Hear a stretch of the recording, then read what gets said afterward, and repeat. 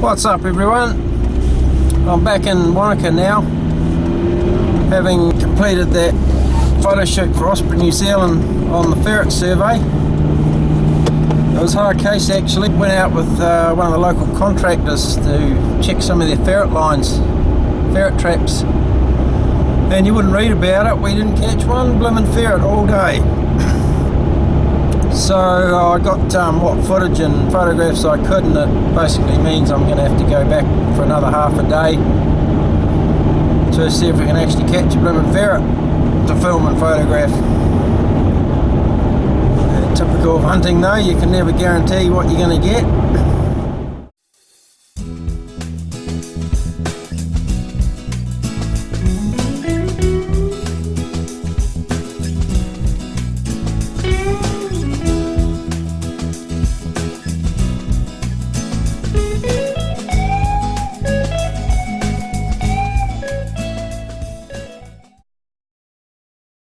So yeah, I'm just kicking around Wanaka at the moment. I got word the other day from Osprey that they want to fly me up to the Wairarapa for another photo shoot, another possum control job up there. They want recording. So it's just a matter of waiting for a weather window. I think they need a couple of days, so I'll get the big phone call at short notice and probably fly out of Queenstown to Wellington, then over to the Wairarapa to do this photo shoot. So looking forward to that. It'll be good fun. Just right now I'm heading up to kind of halfway up Lake Hawea. I'm doing an article on short bushwalks in the Wanaka area for AA Directions magazine. There's a wee walk up here, goes up Sawyer Burn to the bush line there. Apparently some really good views of Lake Hawea. This article is profiling 3 short walks in the Wanaka area. This is one of them. Another one was the Diamond Lake Rocky Mountain walk. It's about a 3-hour hike up to the top of Rocky Mountain, and gee, I went up there the other day. There's just stunning views of Lake Wanaka from on the top. Magnificent. And the third one in the series is just a short kind of lakefront walk on Lake Wanaka. You go past the iconic Wanaka tree around the foreshore, and it takes you to a winery where you can, you know, do some wine tastings if that's your thing, and then another leisurely walk back around the lake. So this is the third one in that series. Try and get that done today and written up, sent off. It's been a bit of shit weather here lately, a lot of fog and rain, but it's just clearing this morning and looks like it's going to be a good day. See how we go. This is Lake Hawea right here. Sawyer Burns up that shady bushy ridge there, I think. Track goes up there up onto the bush line. Gee, I tell you what, this whole Otago region is just a mecca if you're into outdoorsy stuff.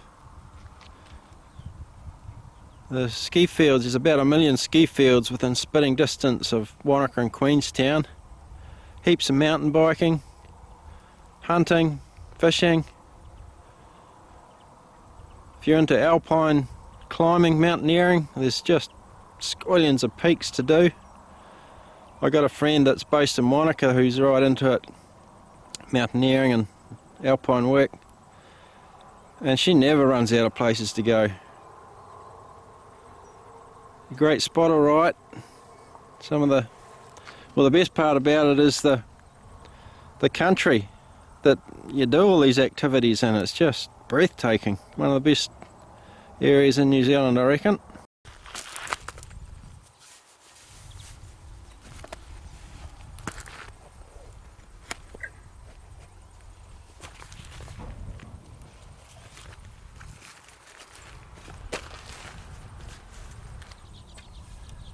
Here's a wee tip for you young fellas out there. Young fellas that are charging around the hill in their late teens and early 20s.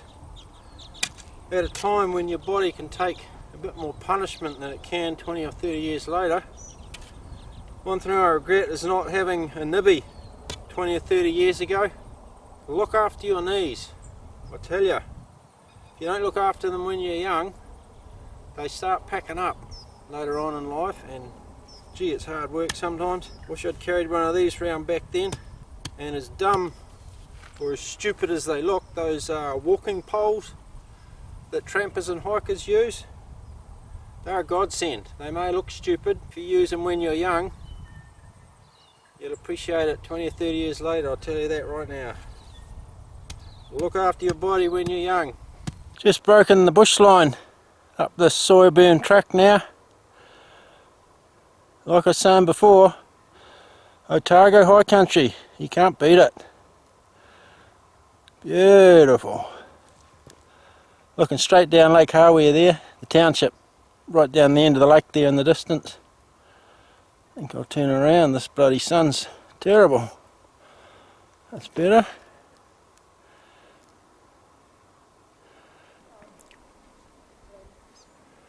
Couple of day hikers just passed me there.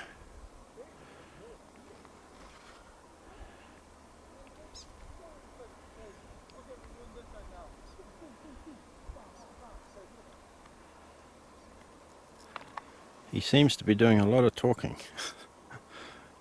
In my last vlog, I was talking about video capabilities of the Canon 7D, my DSLR. I had a couple of light bulb moments in the last few days.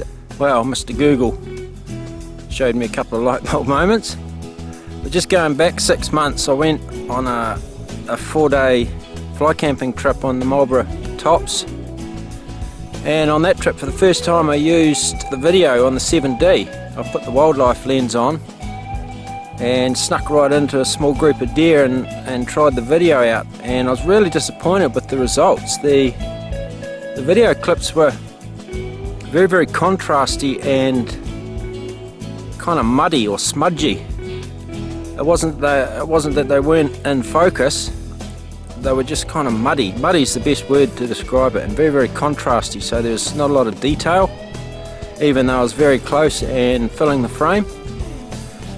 And after a couple of hours research the other day, I discovered that the picture styles on the Canon cameras affect the outcome of the video.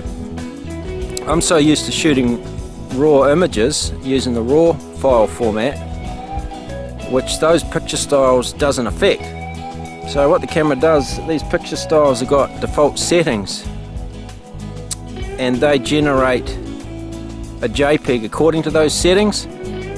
So there's different picture styles like landscape, portrait, standard, neutral, faithful, monochrome, and within each of those picture styles you can adjust the parameters from the default settings. And in each one you got 4 options: contrast, sharpness, saturation and color tone. So what I discovered was those picture styles affect the outcome of your video. They don't affect raw files, just video and JPEGs, which would explain why the video of those deer were very, very smudgy and muddy, just horrible looking. I've also found out that the Canon cameras inherently and in general are produce very contrasty images out of those picture styles. And the general recommendation was to go into those picture styles and manually drop the sharpness and contrast, and you should come out with a better looking video. And of course it's much better to get images or video correct in camera, and that means that you're not doing as much post-processing on the computer, which is the way I prefer it. So I'll just show you these settings on the camera.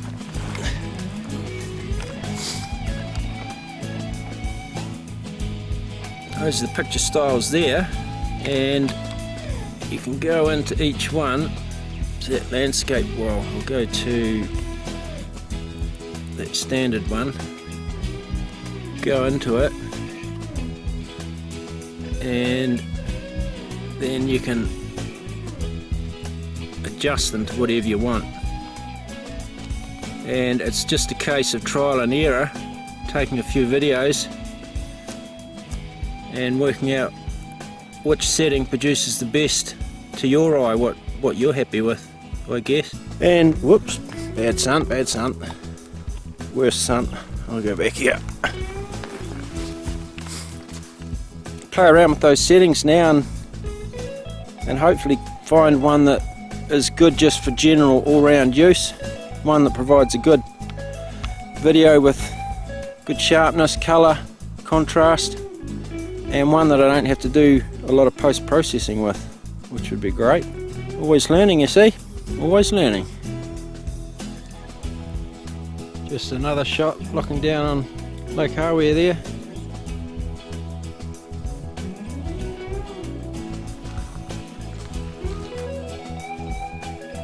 Haven't seen any animal sign, not that I expected to.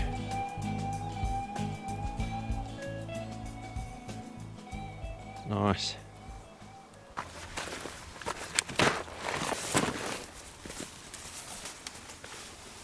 It's a pretty chilly old corner of the lake. I don't think this wee corner's seen the sun all day, which kind of makes for nice cool walking going up the hill, but bloody cold when you stop. What the hell's that? There we go. Yeah, bloody freezing. Back to town for coffee, I think. I've been thinking again. You know, once upon a time, back in the day, i.e. when I was younger, I wouldn't have contemplated doing a wee 3-hour walk like that. The main reason, I guess, would be the fact that it didn't involve hunting. Back then, you know, if it didn't involve hunting, I kind of wasn't really interested, but as time gets on, your priorities change, I guess, and the satisfaction you get out of things changes. The old mate Aaron and I have talked about this a few times now. When we were younger, it was, you know, charge around the hillside, do as much hunting as you can, and that was the main focus, was the hunting and the, you know, killing animals, I guess.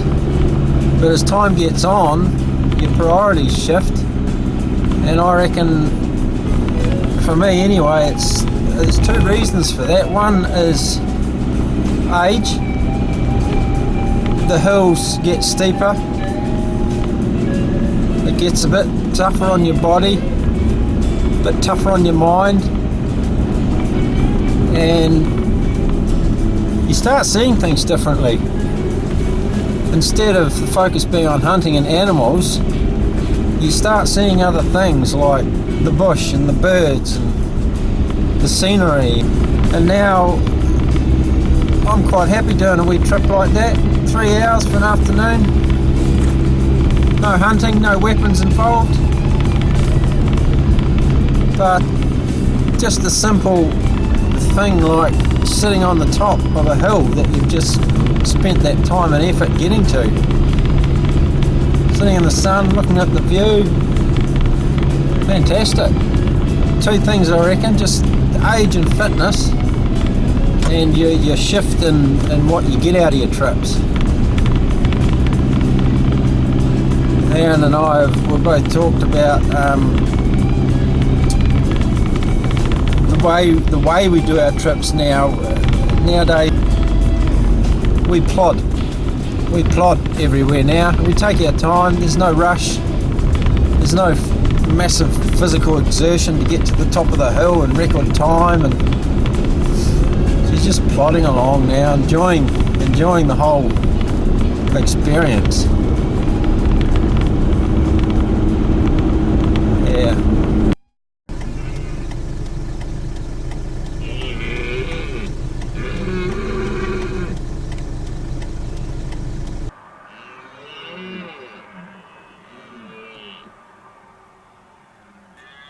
Just stopped off at this deer farm beside Lake Hawea. I think it's about the 27th or 8th of May. Silly buggers are still roaring. Okay.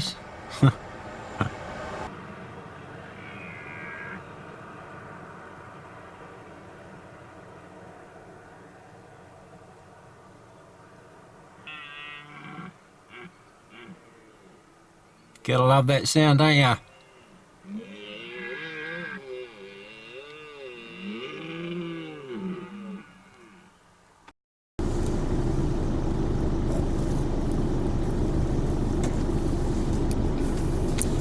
Yum, coffee. Just got that one from a cafe in Albertown. It's Gravity brand. It's only average for my tastes anyway. It's hard case. With all the travelling I do, you know, I'm buying a lot of coffees, different cafes around the South Island.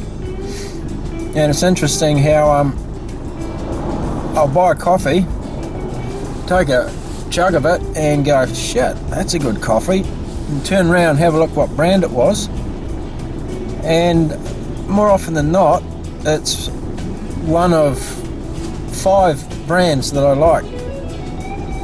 And the ones I've figured out are the best are Sublime, which is a Nelson based roaster, Supreme, All Press, Atomic and Ozone, in that order. And like I say, it's hard case how many times I've gone, shit, that's a good coffee, turn around, bang, it'll be one of those 5.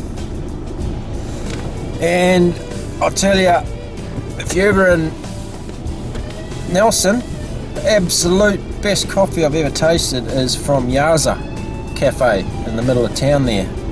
They do Sublime coffee. And the second best coffee I've ever tasted is out of the Dangerous Kitchen in Takaka, and they use Supreme.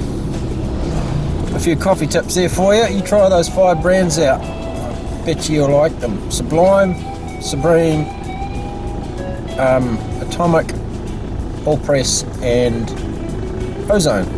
There you go. That's about it for me. I'll catch you on the next wee vlog. Cheers.